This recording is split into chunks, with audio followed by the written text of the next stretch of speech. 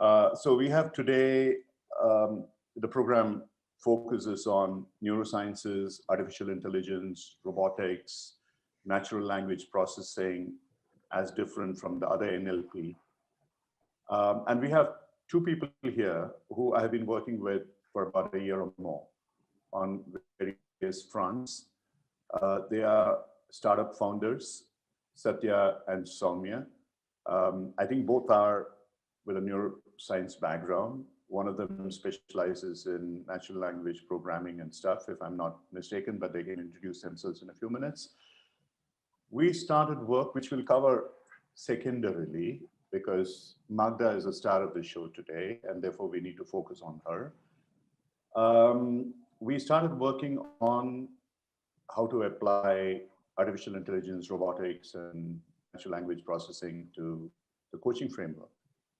And where we started was to work on assessment techniques where we could use their skills in terms of creating an algorithm which would enable us to do, say, robotic assessment, if that's the right word. We've made quite a bit of progress, but we are not still quite there. The confidence level, the accuracy level that we required, something like 95+%. We aren't yet there, but we would get there. We understand what's holding us back. We are working on it. In the meantime, Satya and Soumya started their startup, and they started working on measuring brainwave patterns using various kind of electrodes, caps, and all that kind of stuff. And they were planning to use it for multiple things. A few months ago, they came back and said they had got funding. They started working on it. They have developed a system which would monitor emotions based on one's speech pattern, the vocalization. Today, and again, we can go into a little bit more detail. There are tools available there. I know many of you have used them, which are based on, for example, Google has a tool which analyzes the words, the spellings, or the meanings, or whatever, and then associates them with emotions.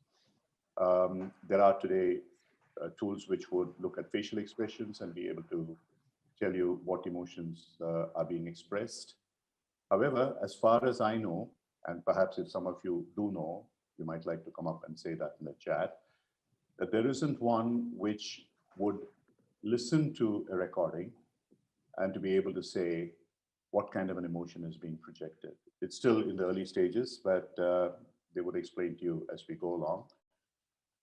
And the other two are pretty straightforward. That means you can already look at the words and be able to say, hey, these words are happy words or sad words or frustrating words or whatever the words are, what are the emotions which are being conveyed through that, the verbal communication in any language.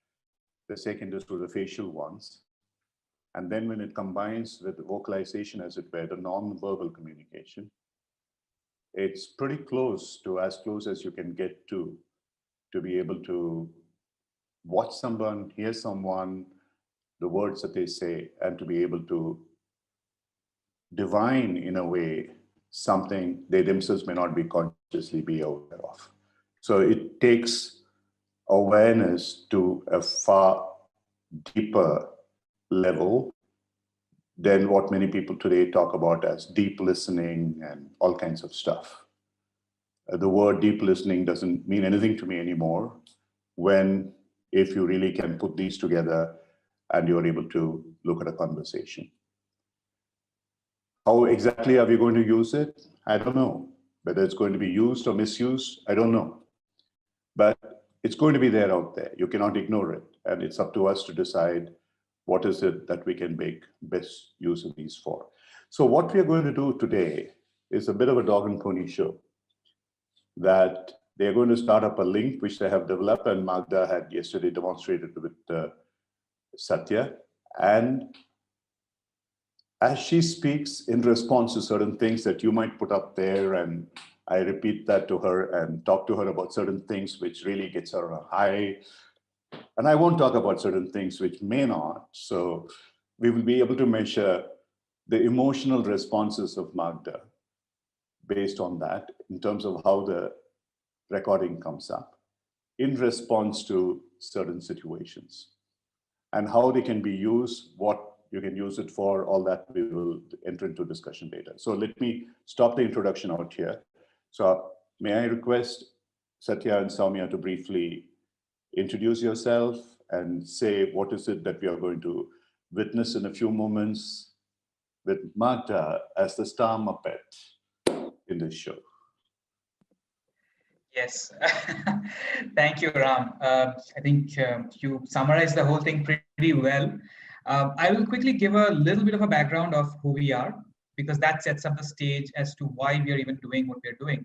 So I come from a PhD in neuroscience background, and in my PhD, I've been looking at brain activity when you learn new kind of correlations, when you learn to associate something, associative learning basically, what happens in a particular part of the brain. But this was all deep brain imaging. But I wanted to work with human beings. In that situation, you can't drill a hole in somebody's head, so you need to have be as non-invasive as possible. And that's where my uh, my collaboration with Satya started. So we have to leverage the power of AI and the expertise in AI that Satya has. He'll talk about that in order to understand the very complicated signals that come out of a human brain, very complicated behavior that human beings can exude, and number two, without being invasive, despite having rather poor signal to noise ratios as compared to deep brain recordings, how can we use neuroscience to actually affect and change in a positive way lives of people out there? So that was my goal, to take this learning from the lab to the world. And the bridge that bridges the gap is the supreme power of AI that we are seeing today, and the expertise that Satya brings to the table. Satya, if you would talk a little bit about your side of the story. So what we have developed as of now is basically a software that listens very intuitively to what you say, the way you say it, irrespective of the language that you're speaking it, the way there are certain vocal tonalities that goes in a male and female voice. It very intently listens. It figures out what is the emotion that your voice is exuding as you speak in real time. And added to that, what we also do is, so if there is a speaker who is trying to talk to a large audience, for with that particular voice signature, what kind of an engagement would the speaker expect the audience to have? So that is both of them in tandem running across as the AI works on a person's voice. And anyone who is trying to correct their voice can do it at a very real-time runtime scale. And so we are very good at understanding if there is a mistake, especially with the voice part. If there is a mistake and there is a very low engagement from for the listeners, we can, within a fraction of a second, we can change our voice tonalities. And this is something that the software does. It picks up in very real time what's going out in our voice, what are we saying in terms of tonalities, and how is the listener perceiving our voice to be. Yeah, right, Satya. Thanks for that. Would you like? Let me just add one to take this thing forward in terms of session with Magda, Soumya, you or yeah. Okay. Yeah, I can go ahead. So Magda, I've sent you a link. If you click on that, and while you do it, and you can maybe share the screen so people can see what the AI thinks of your voice and your emotions. Okay. So I'll quickly add that one of the things we wanted was that AIs today can optimize a lot of things, and that's great. But what we wanted AI to do was to empathize. Empathy is, our ability to understand what another human is thinking or feeling. So we wanted to bring in the power of cognitive neuroscience and the stupendous power that AI has today to be able to figure out from human face, voice, anything. Like if you see someone or hear someone who's sad, you know in an instant that they're sad or they're happy. We want AI to do that, just so that it can understand human beings better. And then there are endless possibilities. So we see a future where AI has empathy. This is a small step, the first step in that direction, and there'll be many, many more to come. So Magda, if you may. Yeah, sorry, I just have to interrupt Magda over. Magda, could you please click on that address bar of yours where it's written tracking.in? Yeah, could you double click on that, please? What do you want me to do? Yes, could you please double click? I just wanted to see if there is an HTTPS written over there. Oh, there isn't. So give me a second. I'll HTTP. I know. Yes. Just fat fingers. Yes. Now that works perfect. And sweaty. Like I'm actually nervous. Well, there we are. Yes. So yeah, and so what we have done lately is distinguish male voice from female voice. That has increased the efficiency of the algorithm to some extent. So Magda, if you're ready, just click record. As ready as I'm gonna be. Hold on. Somebody says he can sense Magda's nervous energy, but now let's see if the AI can sense Magda's nervousness or fear or whatever you might call it. Okay, just I don't know say what something. it How is. do you feel? Magda, how do you How feel? do I feel? I feel I'm excited and nervous. I think I'm more excited than nervous because, but I am definitely sweating. Yeah, I don't know. It's just funny because I don't really get nervous about this stuff. It's like I'm an open book and always have been. So yeah, I'm just a little shocked at this. Well, the AI certainly thinks that you are happy. I mean, the happiness is always evident in your voice, and there's a little bit of surprise that it's catching. So what the AI does, let me quickly say. So up in the panel that everybody's seeing right now, there's a host of different emotions that the AI can detect. But when you scroll down, what that little red line shows is the engagement, perceived engagement level of people who are listening to her, right? And I'll tell you a little bit more about how we got that a bit later. But Satya, could you mention the different kind of emotions that that Tracken can catch nowadays? Before that, can we have some fun with Magda? Okay. I think that's a good idea. Fine. I think that's a good idea. Okay, Ram. Is Sailor with you, Magda? Of course he is. What's he going to do now? Oh, Is he able right now he's to see what you're doing? stretching. Well, he's like, Magda, why are you talking to me? I'm trying to take a nap. But no, Sailor's always with me because he's lovely and amazing and wonderful. And Ram, nice way to try to catch me out. When we had the practice session yesterday, guess who I talked about when I talked about this? Sailor. Yeah, right. Okay.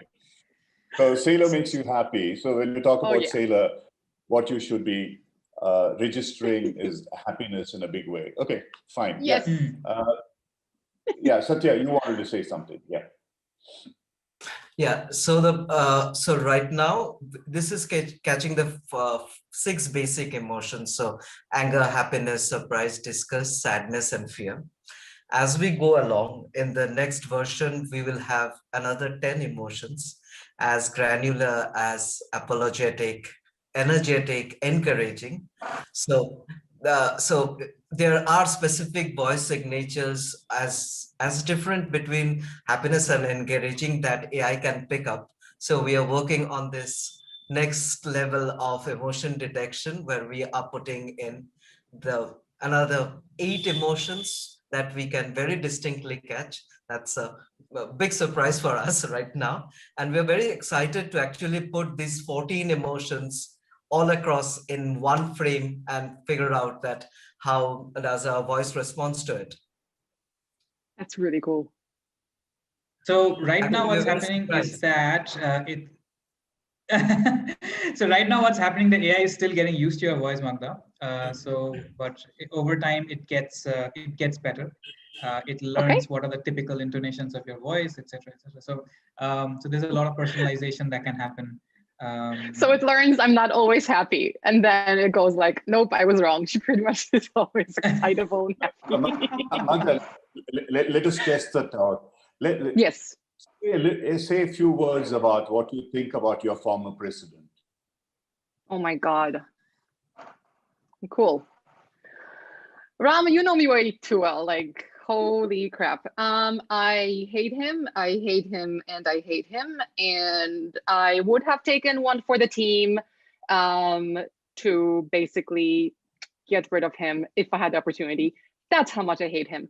He is disgusting. He is gross. He is misogynistic. Like, you really know how to trigger me. Like, I really, seriously, like the second I didn't even say his name, and like I can't formulate sentences, and like I get in my chest. So yeah, the AI clearly is not very good at the happiness bit, because there's no happiness here. No, So he is a terrible human being. Is it picking up Magda's emotions at this point in time, Satya, Soumya? Yes. So the thing is, like I said, it requires some. So if you notice that compared to the rest of us and rest of humanity, I guess, Magda's voice has a very upward inflection. Always has a sort of bubbliness in the voice.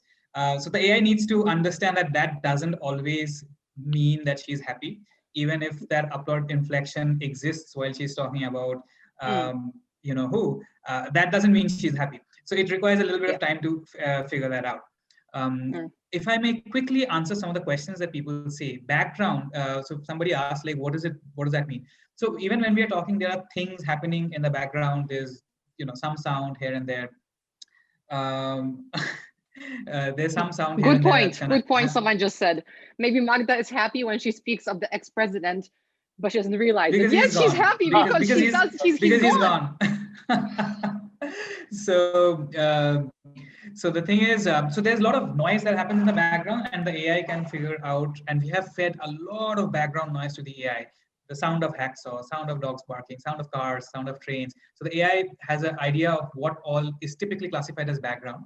So that is what it means when it says background. Sometimes some people ask, like, what is this y-axis? So basically they're asking about the red graph below. So what that does is it predicts the listener, so all the people who are present in the webinar, so their engagement levels, how engaged are they based on Magda's voice. They do that, and this is the part I wanted to talk a little bit about, because this is where the hardcore neuroscience really comes in. We as a company went out and actually recorded people's brain activity as they listened to various voices, as they watched lectures, watched whatever YouTube videos they want, did a lot of control experiments. So we ourselves have a brain bank where we have hours and hours of brain activity, and we know what the person was doing. So from brain activity, you can figure out if a person is engaged or not. If you're zoning out, it'll show up on the EEG. If you're very focused, it'll show up on the EEG. And we, using the power of AI, correlated that complex information with various factors in the speaker's voice. So that's why right now we can do something as amazing as this, and I'm very happy that we are, as far as I know, we are the only person who's doing this. Even some of the gold standards in voice computing, they don't have access to this kind of a neuroscience data set. So that's what the y-axis, or what or as somebody was referring to, the red graph below, what that's doing. Right. So I wanted to just clarify that. Okay. Tommy said, we do understand that this is early stages, and what you're really demonstrating now is that it is possible, first of all, that you have this huge library of whatever number of people you have studied, and there's a library out there. And what you're doing really is, through this algorithm, comparing the way that Magda speaks with what is there in the library, which you have already classified into certain set of emotions. And I'm special, let's be honest. Of course you are. Outlier. And that's what we are going to test out now. And so what we would like to do, Magda, is, since assume for a moment that you sort of not quite happy with something that I did. And you know that I don't don't have to respond. assume. Okay. So you can't get through to me by doing your pep talk and all that stuff. So that you're very seriously talking to me, like you're talking to me like I'm a 10-year-old or something of that sort. So in very measured, slow tones. Let us see how you're able to convey that to me. Ram, I don't quite like the way that you are handling it. The thing that you should do is this, whatever. Let's see what changes. Ram, stop mansplaining to me how I should explain things to you. Let's maybe start there, okay? Okay. Right. Ram, so we need to have a chat about how you write emails sometimes. You are very smart and amazing, and I love you. But please, oh my gosh, please start using spell check.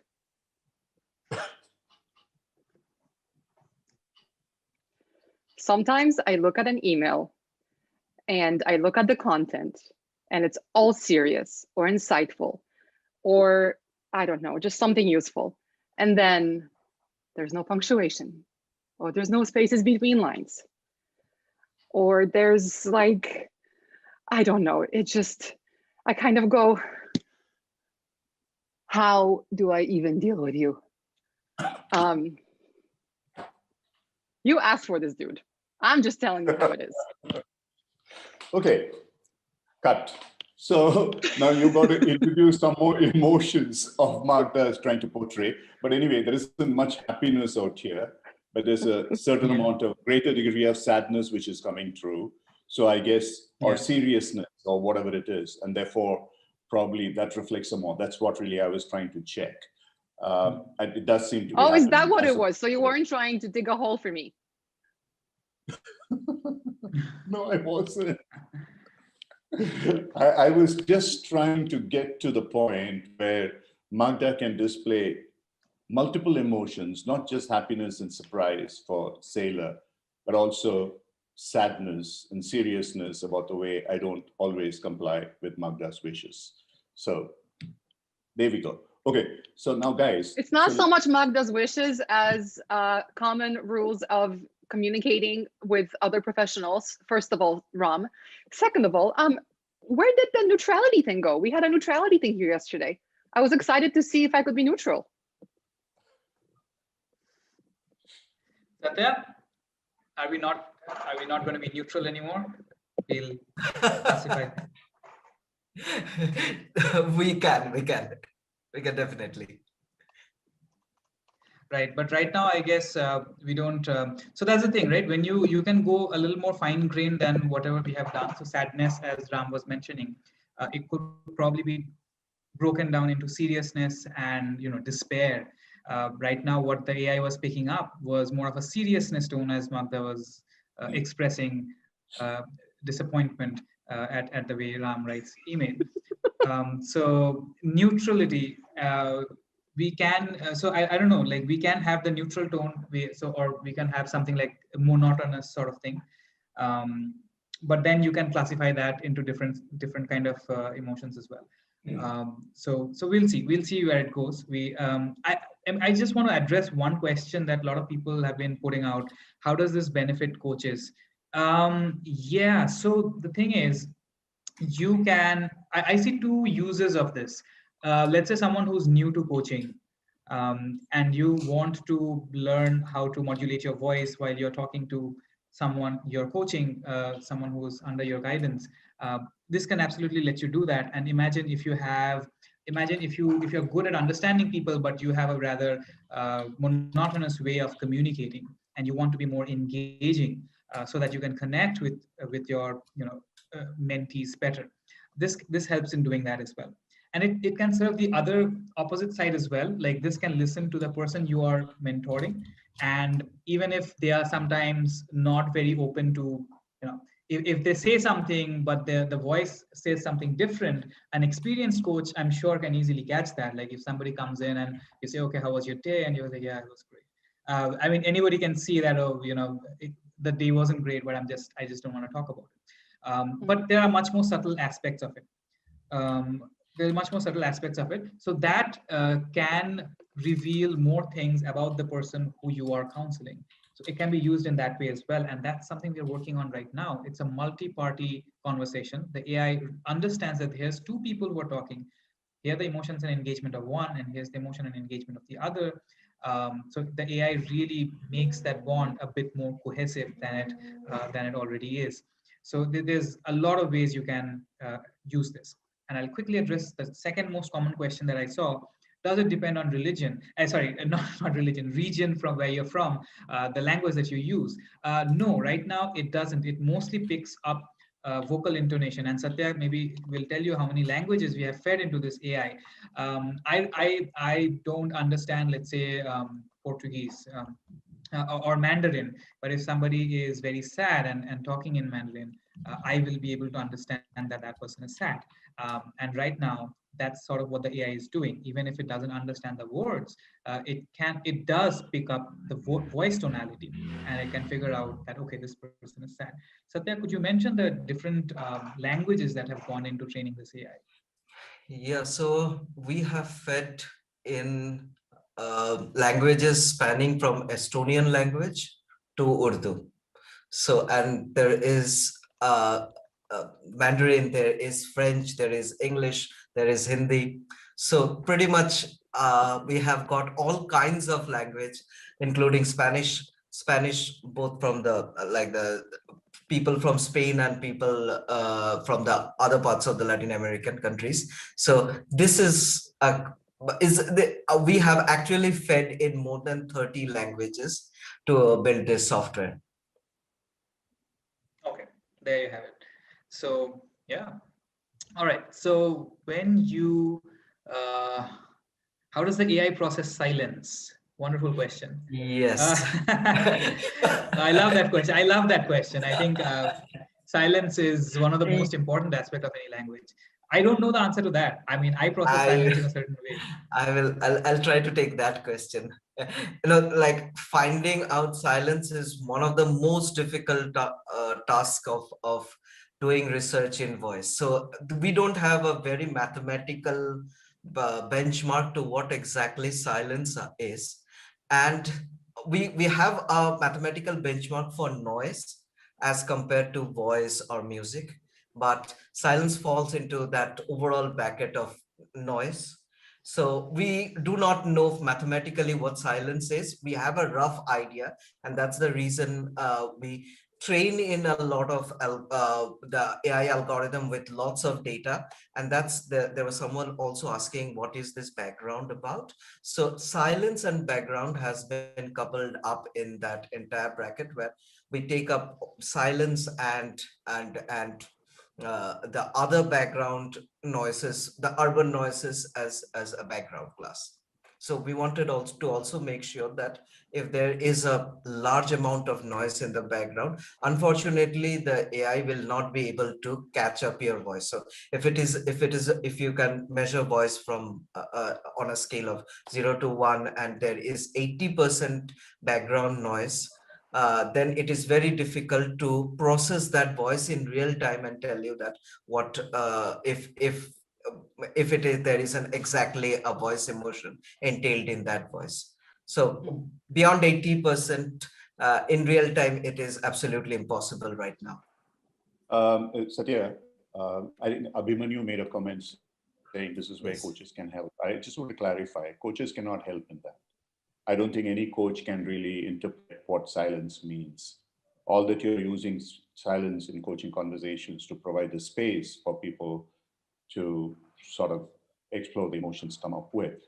But where I think it would be possible is if simultaneously, if you're also registering facial expressions or body movements and things like that, and those can be interpreted while the person is verbally silent, then maybe there are other indications which can happen because it's a non-verbal communication. So that might be a possibility in the future. But one other thing which is of interest is that Anita had asked a question about the genuineness of emotion. That is, the person is using happy words, but actually is sad. The voice indicates sadness, the energy level is low, or the other way around. So I presume one of the things that this can do is to really to show off the contradictions between these three elements, the famous experiments which have been done in verbal and nonverbal communications about the verbal usage, the tonality, and the body language. If there is a conflict, and if you're using all three measurements at the same time, and that could be extremely useful in showing up that, look, there is a contradiction out there. What's your opinion on that? Yes, yes, absolutely. When so I always try to imagine the AI as how can we take the AI to be someone like an experienced coach. Like, of course, it will always be a great tool for coaches to use, but when we are developing something like this, what's the image that you have in mind? The image that I have in mind is a coach who's very experienced and very good at it. Now, either a coach or any human being, I mean, what are the signals that we pick up? Of course, the words, the way we say it, and our body movements. So it goes without saying that we are right now catching one aspect of something that drips emotion, which is the voice tonality. The words come next. That is our next goal, to put in the NLPs in there and figure out from the kind of words people are using, what kind of mental state they're in. And we have already started working to a certain extent on that front as well. And apparently from the words that you use and also from the tonality, it's very easy to catch people who are depressed, people who are anxious. That can be done. And then comes a slightly more computationally heavy problem. I wouldn't say difficult, but computationally heavy problem, which is the visual processing. The human brain is incredible when it comes to processing visual information. A gigantic part of our brain is dedicated to processing what our eyes are taking in. So when you look at a person, when you look at their face, their hand, their shoulders, waist, everything, the way they're moving, there's a lot of processing that's going on in the human brain. So you have to match that and improve upon it. So once we have all the three pieces in place, then you have a brilliant device which is unfathomable in how powerful it can be. But there's still some time till we get there. We have put in the first peg in place. We are working on the second, and after that will probably come the visual interpretation. Cool. So by the end of 2021, Coacharya is going to have a fully AI empowered emotional intelligence bot. Yeah, cool. Hopefully. Yeah. Crossed. I was trying to catch you out to get it on record. No, so yeah, okay. Let's look at what you have here today. Okay. Essentially, when we talked about this, the idea is to convey to a person who's speaking by measuring the emotions that essentially, I mean, in a sense, what you're measuring here, correct me if I'm wrong, this is what I understood in my earlier discussion with you guys. As Magda speaks, it's not so much the emotions that Magda is expressing, but the kind of emotions that would be evoked in the minds of the listeners based on the library that you have built. Or is it actually by comparing the way that she speaks with that library and say, hey, this is the emotions that she expressed while she was speaking? Which of it is correct? The second one. But I can understand where the confusion comes from. The engagement is what's happening in the listener's head. The emotion is what's there in the speaker's voice. So for calculating the engagement, we had recorded brain activity of the listeners. And for gauging the emotions that are there in the speaker's voice, we have this whole library of 30 languages. So the emotions that were being displayed were the ones in Magda's voice when she was happy, or when it was showing sad, when she was talking about the email. That's what her voice had. But when you look at the engagement part, the engagement is how the listeners would be perceiving that entire speech or at that section of the speech that is going on at that point. So it's a combination of both. Okay. So now if for a moment, let's assume my focus as a coach is to figure out the engagement, not so much the happiness or the sadness or whatever that I express, and I'm being pretty neutral right through my conversation. But I would like to see what that I'm saying is evoking in the client, which is what my end objective, which is what is being reflected by the engagement, I presume. So in this particular chart out there on the screen. So how do I interpret that? So it is exactly what you said. So the chart shows that while she was speaking, what is the predicted level of engagement that the listeners, the entire audience, is putting in. If she were to be very boring and monotonous, that engagement level would drop. So that's actually the power of going out and doing brain recordings in controlled experiments. It shows how the listener, the listener, I would say, it reveals something about the listener's state of mind and not just the speakers. So if you as a coach use this tool and you're going through your counseling session, so yes, the graph that you see on the right hand side will tell you if what are the chances that the person you're talking to is actually even paying attention or listening to you, or are you sort of boring them, are you losing them? So that's what the engagement graph is giving you. So it doesn't show, it doesn't indicate the kind of emotions that the person is feeling, but it shows the level of engagement, the bored rather than engaged kind of thing. So here in this scatter diagram kind of stuff, when it's showing between 0.4 and 0.8, what would the trend line look like? Where does boredom lie and where does engagement lie? Right. So we're still standardizing that a little bit. We typically see, and Satya, just comment on this if you want.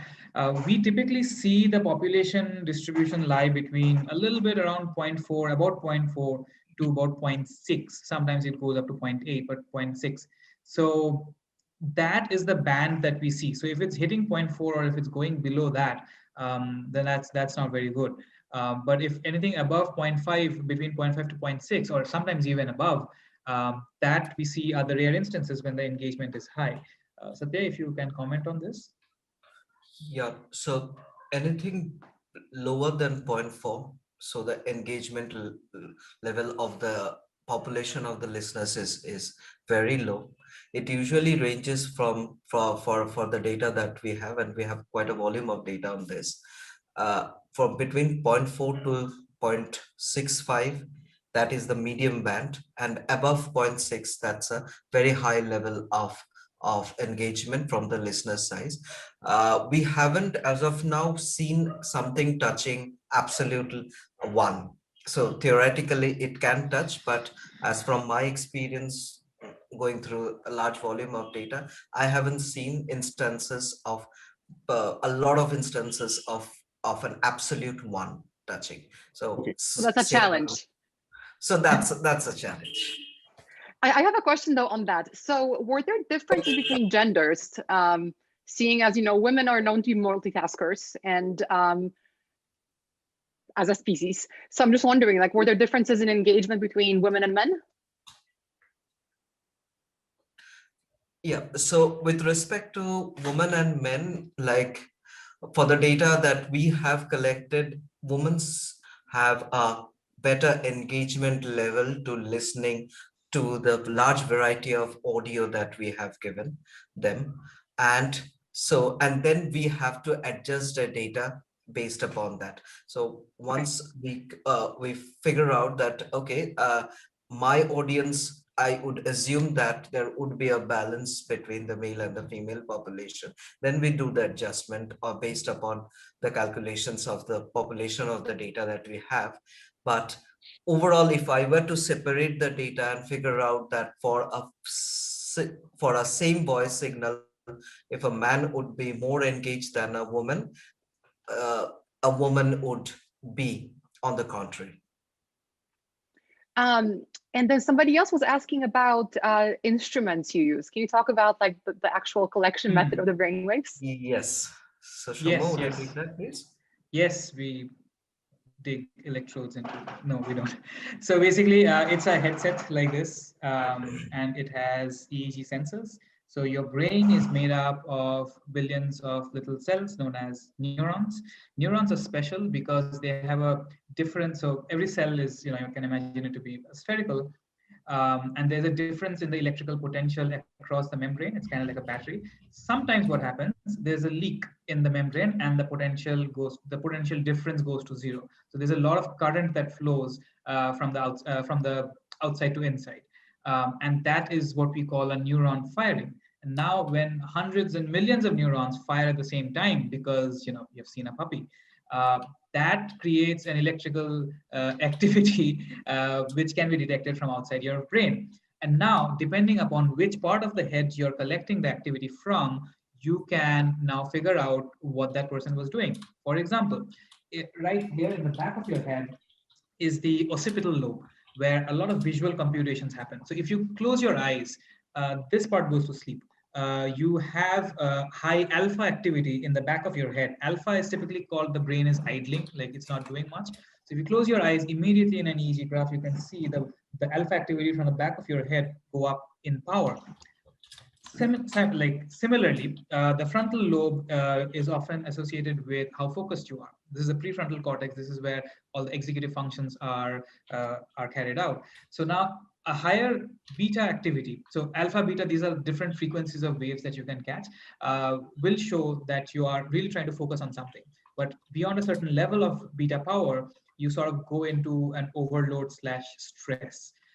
So these are the different cognitive aspects, and there are many such rules that have been figured out using a lot of EEG research. So we use a headset similar to this, but it covers more part of your head on subjects who come in and do various kinds of tests. And then we figure out what were they seeing, what were they hearing, and we correlate with what was going on in their head. And that's how we can figure out a lot of these correlations between external world, which can involve videos, audio, anything, versus what's happening inside the brain. So that bridge is gapped by powerful AI. So that's sort of what we do. Soumya, a couple of things which have come up here. I would like you to take a look at that. One is Madhav's question, which is what I was earlier referring to. Can this listening engagement score be used to train the speaker on real-time basis to enhance the engagement? So if they have that, which I think is one of the things that we talked about. In fact, how do you train facilitators and trainers and speakers and so on and so forth, or even actors, for example, for them to be able to both engage and perhaps in future to be able to. So that's something that can be done. Am I correct? 100%. That's one of the key use cases that we see of the engagement. Like here's a tool which tells you, even if you're standing, people stand and practice in front of the mirror, which is great. But now here's a tool, when you're talking to the mirror, this tool is also telling you, yeah, you're doing a great job. If you speak like this, the audience will love it. They'll be enthralled by your voice or by the way you're speaking, as opposed to it's not doing so well. So it's a very powerful tool in order to learn how to speak effectively, in order how to catch attention when you're speaking. So yes. So at the simplest level, it is one about the speaker to be able to, like if you're an actor, one of the first things that you learn is how to throw your voice. Here, how do you modulate your voice and so on and so forth in order to engage people better. And perhaps later try and discover through this two-way communication that you talked about, that you would eventually get to, and through other means as well, that if this is the emotion that I'm evoking at this point in time in this person, is there another emotion that I can evoke by doing something different? So these are things which eventually this tool can lead to. The other question is from Susanna. The level of engagement is related to dopamine and to the reward response, but the reward response itself does not depend on the individual patterns. What is that? How do you answer that question? Yeah, so the engagement level. So sure, look, dopamine as a neurotransmitter, it has various functions depending upon which part of the brain you're looking at. Basal ganglia and all, it drives motivation in that sense. But what we're looking at right here is a more fast acting situation. For example, I talked about the prefrontal cortex. So in the frontal cortex and in the temporal cortex, you have a lot of these neurons which are, so they're excitatory neurons as well as inhibitory neurons.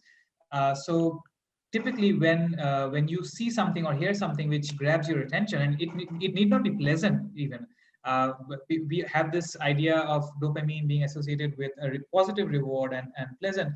Even something very negative can catch your attention very, very quickly.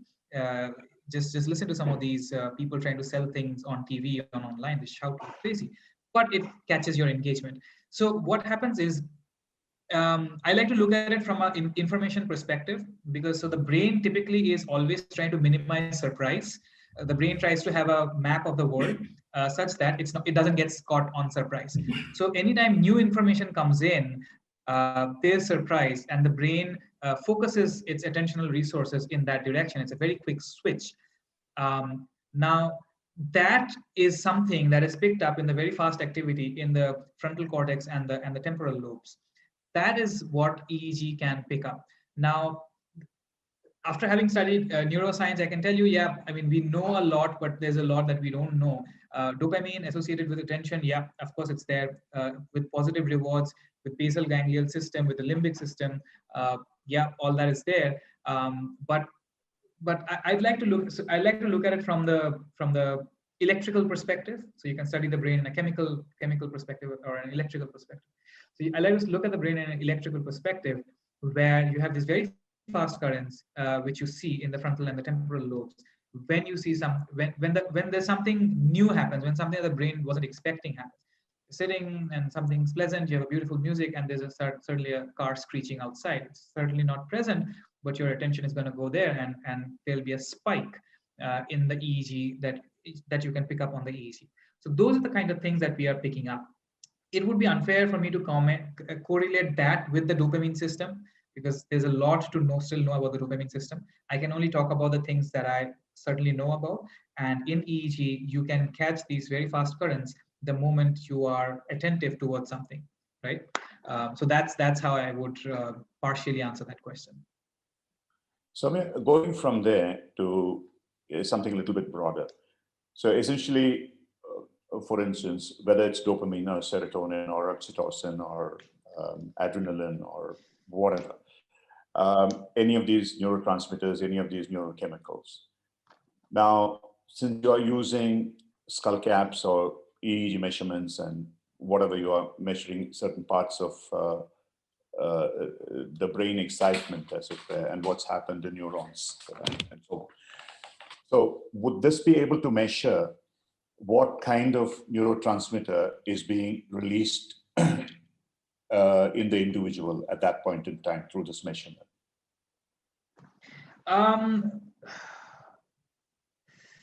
I would still classify as that as a very difficult to answer question.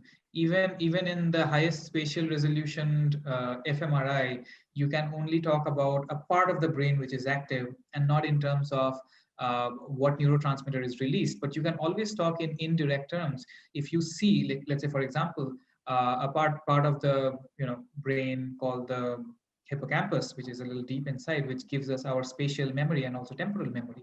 If it is active, so then you know that there are these positive dopaminergic neurons over there. There are these interneurons which inhibit currents over there. So using indirect knowledge. So look at it this way. In human beings, you can tell, okay, in this situation, this part of the brain is active. And then you bring in the information from model systems in monkeys and rodents and rabbits. So then you say, okay, this part of the brain, when it is active, it's typically chemicals X, Y, and Z, which activates it, and chemicals A, B, and C, which inhibits it. So that's how you would indirectly connect the bridge. But I doubt that you can see activity in a part of the brain and say, okay, that's just dopamine there, or that's serotonin that's being released. Have to be an indirect correlation like that. Yeah, okay, I understand, because fMRI essentially is about measuring the brain, and the neurotransmitter, all of it need not necessarily be from the brain, and they are from your glands in various parts of the body, be it adrenaline, be it the thyroid, and so on and so forth. So it's going to be indirect. The reason why I ask this question is there have been, for example, theories, which I, in practice through my meditation and chakra energization processes and so on, I found it to be valid, is if I focus on my heart and sort of work on levels of compassion and stuff like that, then it enhances empathy, and perhaps this leads to a release of oxytocin in a much bigger way, the so-called nurturing chemical. Now, my question is, if supposing you were to put me in a skull cap and then measure, and I go into a serious meditation of the heart, what is called anahata meditation, or today they call the heart math, cardio meditation, would that be able to measure the release of oxytocin through the fMRI or the skull cap measurements? It would not be able to measure oxytocin release, but it will be able to measure differences in your brain regions activity. So typically people say during meditation, these gamma frequencies, which are actually pretty hard to catch, they're very noisy. The gamma frequencies power increases in very deep meditation. So you can talk in terms of frequencies of brain activity. Again, here's the electrical perspective of the brain. Of course, there's a chemical basis to all of this. The chemistry changes, and therefore you see the electricity in the brain change. But right now what we can do is we can talk in terms of the electrical activity. Of course, there's an underlying chemistry that's going to change. If you're meditating, your oxytocin levels are going to change. But again, it's indirect. We can't measure oxytocin. We can measure activity in the frontal lobe and the temporal lobe and occipital lobe. That we can do. And in the parts of the brain where perhaps you would be associating it with empathy or compassion or those kind of things, that is possible, I guess. It's possible. You could look at you could look at the work of a very famous neuroscientist called Rebecca Sachs. She works on this RTPJ, right temporoparietal junction, which is somewhere here, and she studies how this part is very active in people who have high empathy, and it's very low active in people who have very low empathy, to the extent they have no idea what other people are doing or thinking in certain kinds of autistic disorders, where people are very awkward because they don't know what the other people are thinking. They don't have a good theory of mind, is the term. So, and then you see the change in activity in the right temporoparietal junction. So yes, if you were doing an fMRI, you could see that the temporoparietal junction, RTPJ activity differ under different circumstances. So again, but you'd be talking about parts of the brain which has an underlying chemistry, but we can't comment on the chemistry. We can only comment on the parts of the brain being more active or less active. The last question we'll just take, Devrajan's question. Curious to know how the tool factors neurological ailments like epilepsy, Parkinson, Alzheimer, etc., where the brain activity is much different. I mean, it's not related to coaching or anything, but is that an area where this can be used? Sure. I mean, but it's already being used. See, epilepsy you can detect using EEG very well. Parkinson's and other kinds of dementia, unfortunately, only when the Alzheimer's and other dementia, when the disease proceeds to a great extent, then you see a very different. The activity is very different that you pick up. But the thing is, you'll behaviorally notice that much before. If somebody is forgetting, okay, which way is my bedroom, you'll notice that way before that you actually pick it up in the electrical activity. But these are research that people have done. I might add a little bit. It's an interesting trivia. So nowadays what people are doing, people who have high levels of epilepsy, sometimes they have an electrode surgically implanted in the region of the brain from which the epilepsy is arising. And now using AI, even before the epileptic activity starts, the AI can predict after 15 to 20 minutes an epileptic activity can start. So please go to a safe location, don't cross the road, sit down, be with your caregiver. And add to that, I read reports that you can even do certain kinds of stimulation to reduce the chances that the brain is going to go into that epileptic activity. So that's the state of the art that neuroscientists are working on when it comes to epilepsy and all of these things. Detection was like a decade ago or 2 decades ago using these kind of things, right? So that's yeah. Okay, Magda, all yours to close. Thank you very, very much, Satya, Soumya. It's been wonderful. And I'm sure as you progress, as Magda said, we would like to be one of the first to try and use your system in coaching. We are hoping to do that. So we'll have you feature probably again and again. Magda, over to you. Yeah, and let us know when you want, when you have an open kind of demo beta type thing, so we can share with the audience.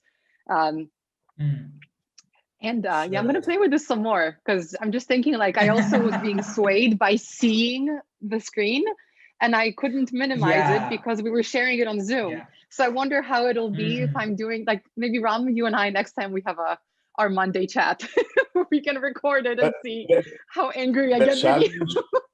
Yeah, the challenge would be, without Ram triggering her with emails and stuff, how Magda can still explode and be able to register emotions such as sadness and disgust and all those kind of things. So that would be I have when... emotions. Okay, of course you do. So I don't have to trigger them. So if they are able to come from someplace else and we are able to do that. So let's see, from these 5 emotions that you have now, background, neutral, sadness, happiness, disgust, and so on. Once you have those 20 or 25, like an atlas of emotions people talk about. So if you can get that, that'd be something truly be fantastic. Thank you.